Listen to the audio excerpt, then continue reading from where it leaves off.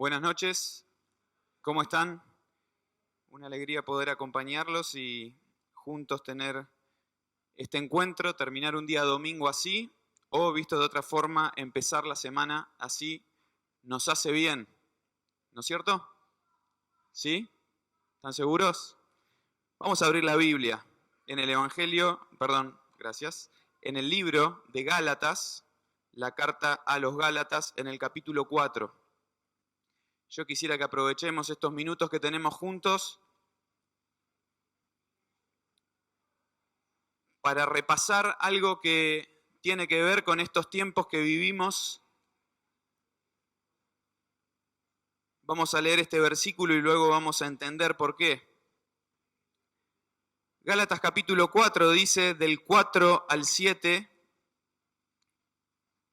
Gálatas capítulo 4, versículo 4 al 7. Pero cuando vino el cumplimiento del tiempo, Dios envió a su Hijo, nacido de mujer y nacido bajo la ley, para que redimiese a los que estaban bajo la ley, a fin de que recibiésemos la adopción de hijos. Y por cuanto sois hijos, Dios envió a vuestros corazones el Espíritu de su Hijo, el cual clama, Abba Padre.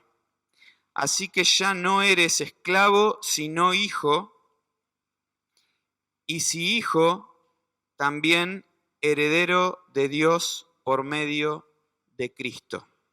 El versículo 4 decía, cuando vino el cumplimiento del tiempo, Dios envió a su Hijo, nacido de mujer y nacido bajo la ley.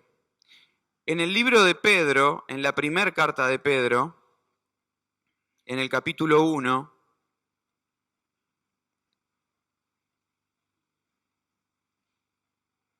dicen los versículos 10 al 12, primera carta de Pedro, capítulo 1, versículo 10, los profetas que profetizaron de la gracia destinada a vosotros, inquirieron y diligentemente indagaron acerca de esta salvación, escudriñando qué persona y qué tiempo indicaba el Espíritu de Cristo que estaba en ellos, el cual anunciaba de antemano los sufrimientos de Cristo y las glorias que vendrían tras ellos.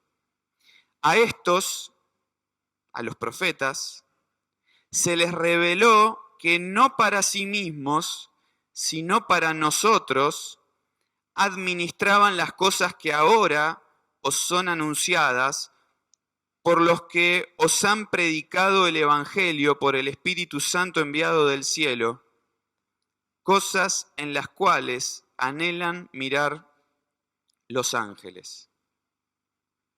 Hasta ahí nomás con la lectura, después vamos a agregar alguna lectura más, pero ese pasaje de Gálatas 4:4 es muy significativo en esta época que vivimos, en este momento del año que vivimos. Yo no sé si alguno fue a un shopping ahora hace poco o salió de compras por ahí, pero ya nos encontramos con un montón de motivos navideños. ¿Es así? Sí, ¿no? Ya empezó toda la movida comercial asociada a Navidad. Una más, ¿no? Porque si no es Navidad es Reyes, si no es Reyes es Día del Padre, si no es el Día de la Madre, y si no el Día del Niño, y si no lo que sea, es buena excusa para que haya una buena campaña y suban las ventas, ¿no? Es así, funciona así. Pero esta época, el mundo cristiano, el domingo que viene, que va a ser el primer día de diciembre, el mundo cristiano normalmente le ha puesto un título a esto que es el tiempo de Adviento. No sé si lo escucharon nombrar por ahí no se usa tanto el término ya, pero es toda la época previa a que llegue el momento específico de la celebración de la Navidad. Y tal vez ya es conocido por todos, ¿no?, que la fecha de la celebración que utiliza Occidente, que utilizamos nosotros, esta parte del mundo, para celebrar la Navidad, que es 25 de diciembre, es poco probable que haya sido esa fecha, efectivamente, la fecha histórica cuando ocurrieron las cosas, por una serie de cuestiones que no vamos a mencionar hoy, que es interesante de estudiar. Pero bueno, fue esa la fecha que se designó. Y el 25 de diciembre, en general, se celebra, se recuerda o se utiliza la fecha como feriado para pensar o no en el nacimiento de Jesús. Y tal vez entre los que hoy estamos acá hay distintos pensamientos cuando se acerca esa fecha y distintos sentimientos incluso que nacen, ¿no? Hay personas que directamente es una fecha que no les interesa, hay otras personas que les interesa por otras razones. La cuestión fundamental o la que yo quería traer hoy es que al acercarnos a esta fecha y al empezar a pensar y ver todo el movimiento acerca de la Navidad, podamos ver qué es lo que dice la Biblia específicamente sobre ese tiempo. De una forma muy sencilla, en unos pocos minutos nada más, pensar en lo que dice la Biblia, porque ese es el punto de referencia que tenemos. Si lo dice una persona, si lo establece una religión, si lo establece una institución, si lo dice quien sea, por más que lo diga y que tenga autoridad, la verdad que poco nos debería interesar. Ahora, si lo dice la Biblia es otra cuestión. Y la Biblia dice, porque es otra cuestión, todos lo sabemos los que estamos acá, ¿no? Porque este es el libro de Dios. Es la palabra de Dios. Es la que tiene realmente autoridad. Y este pasaje de Gálatas 4:4 nos da esa indicación de por qué es importante pensar en ese momento, por más que no sepamos la fecha, por más que no estemos seguros de la fecha. ¿Por qué es importante que nuestras cabezas, que nuestras mentes vayan a ese momento? Miren, empieza diciendo, cuando vino el cumplimiento del tiempo. Cuando vino el cumplimiento del tiempo. Y no sé si te hace pensar eso, pero a mí por lo menos me hace pensar en algo que no fue improvisado, sino algo que fue planificado, que fue predeterminado, incluso que fue establecido, que es el momento y no otro cuando se iba a dar este acontecimiento, la Navidad. Navidad significa nacimiento básicamente, ¿no? Pero no cuando cualquiera nace se dice es la Navidad de Mario o cualquiera. No. Todas las cabezas van al pensamiento de este momento, cuando nace esta persona en particular. Cuando nace Jesús. Un hecho histórico que ya prácticamente no es refutado por casi nadie, el hecho de la existencia y por lo tanto el nacimiento de Jesucristo aquí en la tierra. Esa persona que históricamente, hace casi 2000 años atrás, nació en un contexto muy distinto al nuestro, en circunstancias muy diferentes a las que nos tocan vivir a nosotros, y son tan lejanas en el tiempo que a veces eso nos distancia. Pero es este libro, el libro de Dios, que nos ha llegado con fidelidad a nosotros, el que nos trae a la realidad que es vigente. Que necesitamos pensar en eso, porque Dios pensó en eso y Él estableció el momento en que Jesús iba a nacer. Uno puede decir, cuando vino el cumplimiento del tiempo, ¿de qué tiempo está hablando? ¿Era el tiempo de la humanidad? ¿Era el tiempo del pueblo de Israel, que es donde nació Jesús? En realidad, cuando uno entiende, mira el panorama completo de la Biblia y este mismo versículo, la palabra siguiente, pareciera que nos indica quién es el que definió eso. Cuando vino el cumplimiento del tiempo, Dios envió a su Hijo. Dios definió que ese era el momento. Ahora, leímos en Pedro, no sé si todos lo llegaron a entender, porque a veces las palabras que están escritas en la Biblia nos resultan ajenas a nuestro vocabulario normal, ¿no? Y no las utilizamos y entonces no las terminamos de entender. Puede ser. Lo que leímos en Pedro es que hubo personas antes, mucho tiempo antes, que venían hablando de eso que iba a pasar. Venían anticipando que un día Jesús iba a nacer. Y miren, si me acompañan muy rápidamente, en el libro de Isaías, en el capítulo 7, muy rápido lo hacemos, así que muevan los dedos. Isaías, capítulo 7, versículo 14, dice la Biblia: por tanto el Señor mismo os dará señal. He aquí que la Virgen concebirá y dará a luz un hijo y llamará su nombre Emmanuel. No sé si tu Biblia tiene la referencia como tiene la mía, pero tiene un numerito la mía. Y abajo explica el significado de Emmanuel. ¿Qué significa Emmanuel? Dios con nosotros. Capítulo 9, ahí cerquita, versículo 6, el profeta Isaías, muchos años, siglos antes que naciera Jesús, decía, 9:6, porque un niño nos es nacido, hijo nos es dado, y el principado sobre su hombro, y se llamará su nombre admirable, consejero, Dios fuerte, Padre eterno, príncipe de paz. Y podríamos seguir sumando pasajes bíblicos del Antiguo Testamento que anticipaban que iba a nacer Jesús, con una precisión inexplicable o explicable si pensamos que Dios estaba ahí, si Dios estaba planificándolo, si Dios estaba anticipándolo. Y nos podemos remontar en la historia mucho más atrás, incluso a llegar al libro de Génesis, que significa el libro de los comienzos, bien al principio, y después léanlo en sus casas si quieren, 3:15 de Génesis, ya anticipa la venida de este Jesús. Dios lo anticipaba, Dios lo planificaba, Dios decía que iba a ocurrir, y como con todo lo que Dios dice, un día, cuando vino el cumplimiento del tiempo, nació Jesús. Nació Jesús. Un nacimiento más en este mundo. Entre todos los millones que nacen, en un momento de la historia nació Jesús. En una ciudad casi pueblito perdido, Belén, donde ni siquiera vivían sus padres, sino que estaban ahí de paso, en un lugar improvisado porque no había lugar, la cosa estaba medio desbordada por el censo, nació Jesús. Hay un montón de acontecimientos alrededor del nacimiento de Jesús, ¿no? Que los encontramos en los evangelios, que nos relatan y que los vemos ahora, ¿no? En los pesebres que se arman y demás. Pero yo quiero llamarte la atención al pasaje de Gálatas. Porque cuando normalmente nace un bebé, acá hay algún bebé dando vuelta, cuando nace un bebé, los padres empiezan a pensar, y los que son padres acá van a acompañarme con eso, ¿no? Pensamos, ¿qué será de este bebé que nació? Y no solo pensamos, sino que visualizamos hacia adelante y en nuestro corazón hay deseos hacia adelante, ¿no? Proyección. ¿Qué queremos de ese bebé que nació? Normalmente queremos que se desarrolle, que sea una persona de bien, como solemos decir, no sabemos muy bien qué es, pero una persona de bien. Y que tenga una vida plena. Ahora, cuando nació Jesús,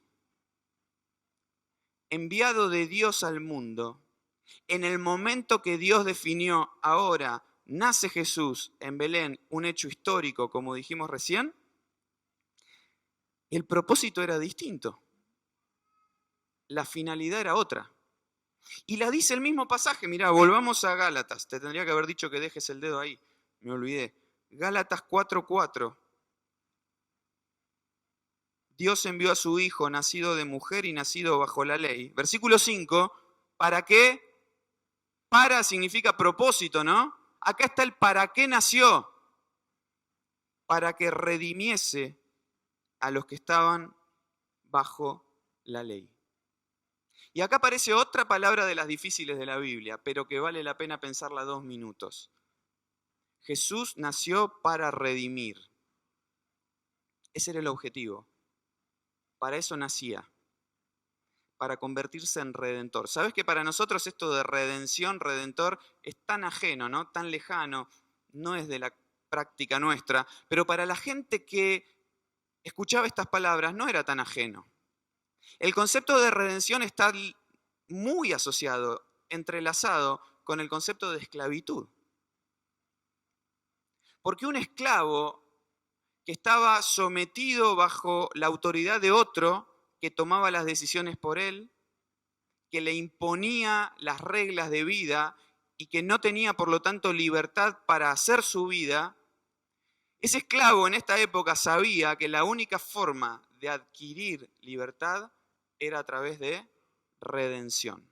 La redención era esto, era como una operación, como una transacción donde alguien pagaba un precio y tenía potestad para dar libertad al que estaba como esclavo. Normalmente el esclavo no tenía esa posibilidad. Tenía que haber alguien más. Y Jesús nació para ser redentor, para redimir. ¿Qué? ¿Qué significa esto de redimir? Dar libertad. Hoy lo cantamos, ¿no? Él venía para dar libertad. ¿Libertad de qué? Bueno, ahí es donde es lo lindo de la Biblia, que es el mismo Jesús el que explica lo que venía a hacer, y es el mismo Jesús, entendiendo para qué había nacido, 30 años después, cuando inicia su ministerio más o menos, habla con los judíos y les dice, todo el que hace pecado es esclavo del pecado. Todo el que hace pecado es esclavo del pecado. Y eso no hace falta ir 2000 años atrás para verificarlo, ¿no? En tu vida y en la mía muchas veces se comprueba. En esta sociedad que vivimos se comprueba que el que hace pecado está cautivo por el pecado. Pecado es todo lo malo que hacemos, todo lo que sabemos que está mal, todo lo que ofende a Dios según la Biblia y todo aquello que por lo tanto nos aleja de Dios. Nosotros a veces le ponemos otros títulos, errores, desaciertos, malas decisiones. Bueno, la Biblia le llama pecado. Si te resulta chocante, hay una amortiguación a eso. ¿Sabés qué dice la Biblia? Que todos pecamos. Así que en esta bolsa caemos todos. Todos le fallamos a Dios. Pecado, la palabra en sí significa que le errás al blanco. Dios pretendía que hagas esto y vos haces aquello. Dios pretendía que vayas por este camino y vos tomás otro. Y la Biblia le llama eso descarriarse. Todos nosotros nos descarriamos. Nos fuimos por otro camino. Pecamos. Nos alejamos del propósito para el cual Dios nos creó. Y todo aquel que vive en una conducta de pecado está esclavizado por eso. Se cree que tiene libertad, pero no puede salir de ahí. Nos vamos a los ejemplos extremos y lo entendemos muy claro, ¿no? Las adicciones son un ejemplo extremo del pecado. Cómo una persona es presa por eso y de ahí no puede salir. Pero hay otras cosas que también, ¿eh?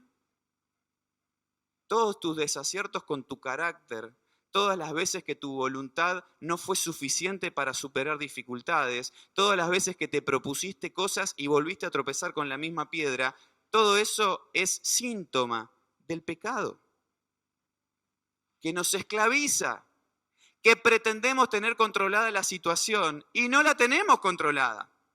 Pero la Biblia va más allá de eso todavía y dice que el que peca tiene una consecuencia.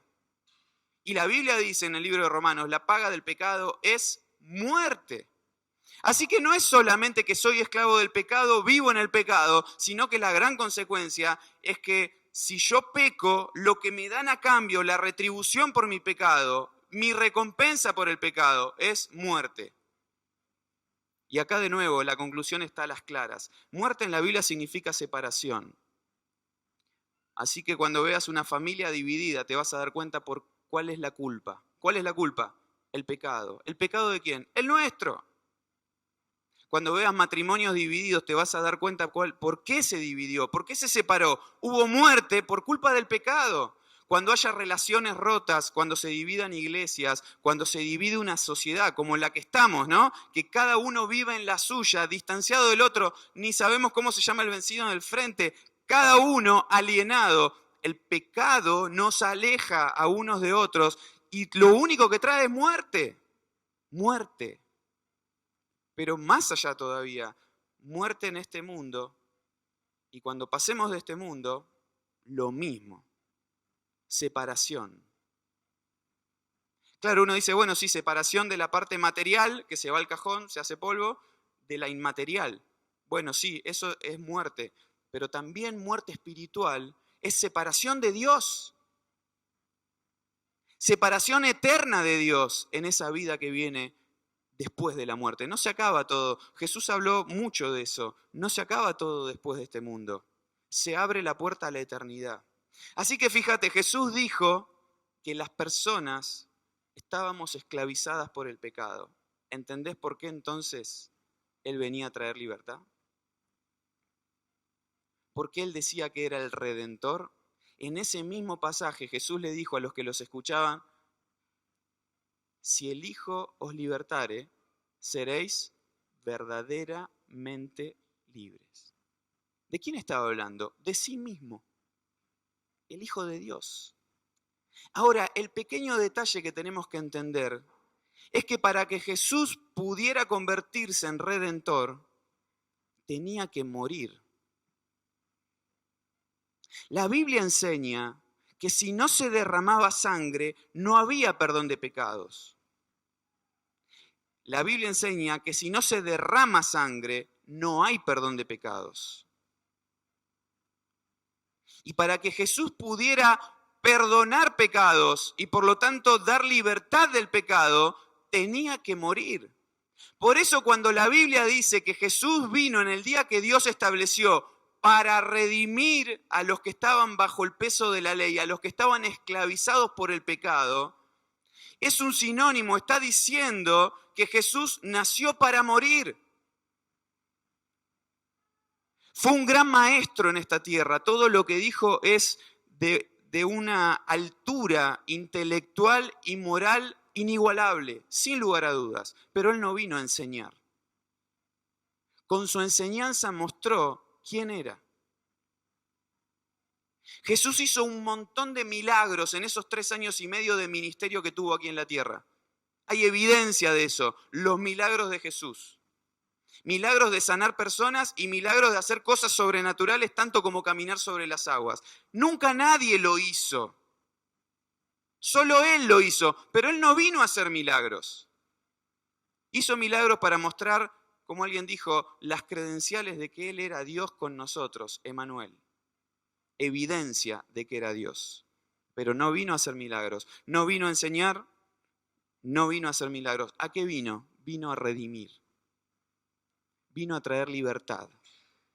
Vino a ser Salvador. ¿Por qué? Porque Dios vio nuestra necesidad. Dios vio nuestra condición. Y Dios un día en la antigüedad anticipó, muchos años, muchas veces por los profetas, anticipó que iba a venir Jesús. Y un día vino Jesús. Nació Jesús, creció Jesús, murió Jesús, resucitó Jesús y se transformó en el Salvador de todo aquel que en Él cree. Él mismo lo dijo. De tal manera amó Dios al mundo. Él lo dijo con sus palabras. De tal manera amó Dios al mundo que dio a su Hijo. Estaba hablando de sí mismo. Su único Hijo. ¿Para qué? ¿Para qué? Para que todo aquel que en Él cree no se pierda, sino tenga vida eterna. Para transformar las cosas.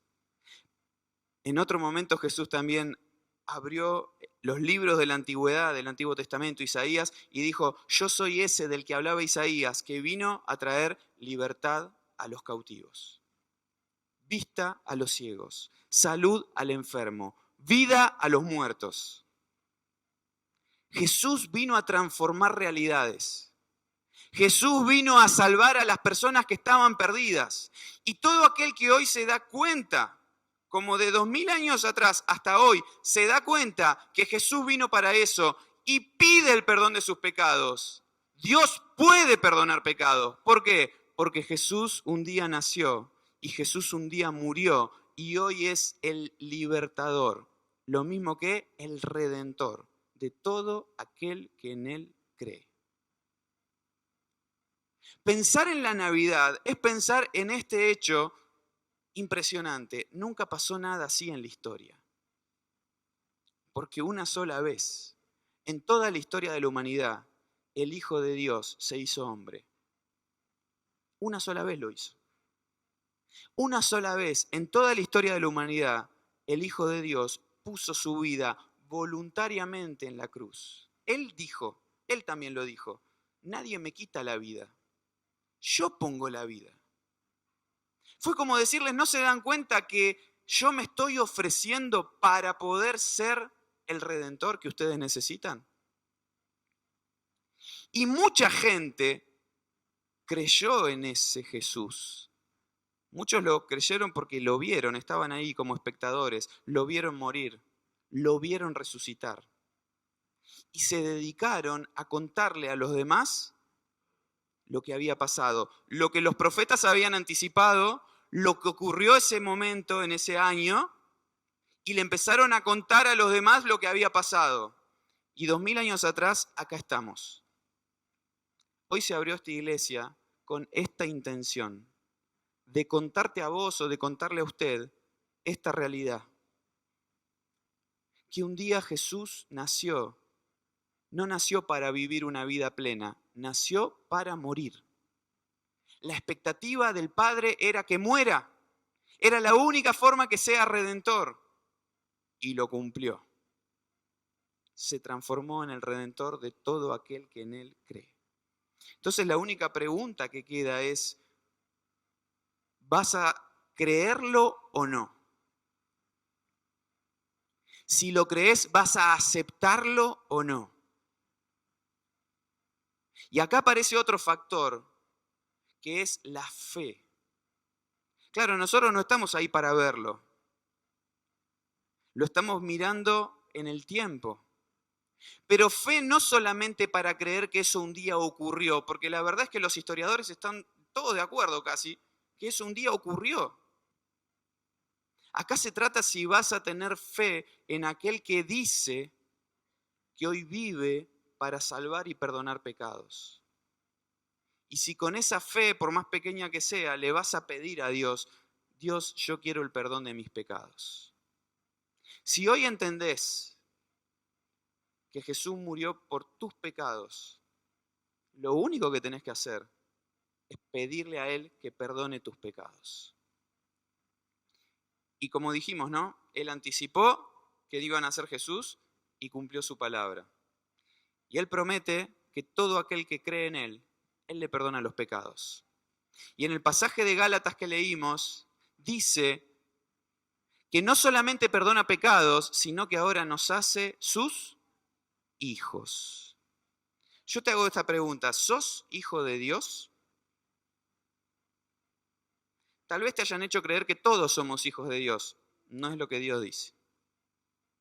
Hijos de Dios son aquellos que han sido redimidos, que han sido salvados, que hoy ya no son esclavos del pecado, que Cristo es su Salvador. Te hago la pregunta de nuevo, ¿sos hijo de Dios? Si no lo sos, hoy necesitas alguien que te salve, porque tus pecados te condenan, así como me condenan los míos. Pero yo hoy puedo decir, me condenaban los míos. Jesús ya pagó por ellos. ¿Podés decir lo mismo? El tiempo pasó, terminamos la reunión acá.